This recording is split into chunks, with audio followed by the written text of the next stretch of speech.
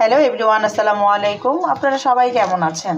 আশা করি ভালো আছেন। কাছে কিংবা দূরে যেখান থেকে আমার ভিডিও দেখছেন, আপনাদেরকে জানাচ্ছি আন্তরিক ধন্যবাদ। আমি ফিরে এসেছি আপনাদের মাঝে আরও একটি রেসিপি নিয়ে। আজকে রান্না করব হাঁসের মাংস। হাঁস ভুনা করব। তো কড়াইতে তেল দিয়ে দিয়েছি, তেলটা গরম হয়ে গিয়েছে। এখন দিয়ে দিব আস্ত গরম মশলা, সাথে দিয়ে দিব তেজপাতা, দিয়ে দিব পেঁয়াজ কুচি। যেহেতু আমি ভুনা করবো এই জন্য পেঁয়াজের পরিমাণটা একটু আমি বেশি করে দিয়েছি।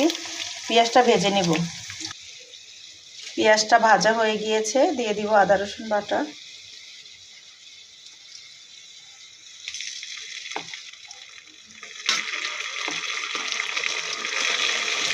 আদা রসুনটা ভেজে নিব। আদা রসুন ভাজা হয়ে গিয়েছে। এখন দিয়ে দিব হলুদ, মরিচ, লবণ, ধনিয়ার গুঁড়ো। এখানে গরুর মাংসের মশলা কিছুটা রাঁধুনি, কিছুটা গরম পানি দিয়ে মশলাটা খুব ভালো করে কষিয়ে নিব। মশলাটা আমি অনেকটা সময় ধরে কষিয়ে নিয়েছি। মশলাটা যত ভালো কষানো হবে তরকারি ততই সুন্দর হবে আর টেস্টি হবে খেতে। এখন দিয়ে দিব হাঁসের মাংস,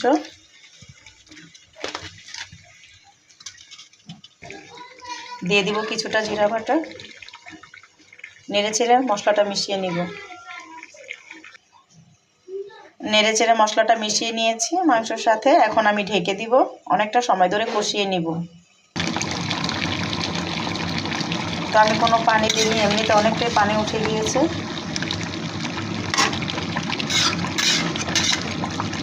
তো আমি আরও ভালো করে কষিয়ে নিব, পানিটা একেবারে শুকিয়ে নিব।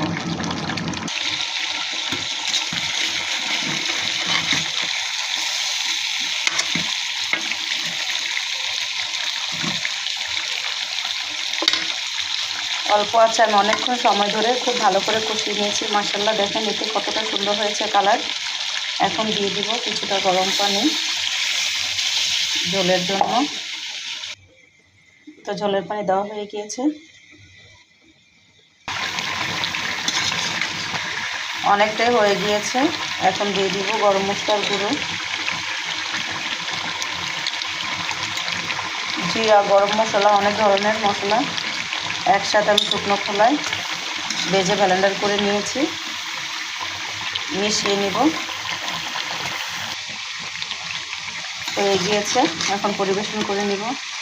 তো গরম মশলাটা দিয়ে আমি চুলাটা কমিয়ে অনেকটা সময় ধরে জাল করে নিয়েছিলাম অল্প আছে। তো মাশাআল্লাহ, কালারটা দেখেন কতটা সুন্দর হয়েছে। লবণ চেখে দেখলাম, মাশাআল্লাহ খেতেও খুবই মজাদার হয়েছে।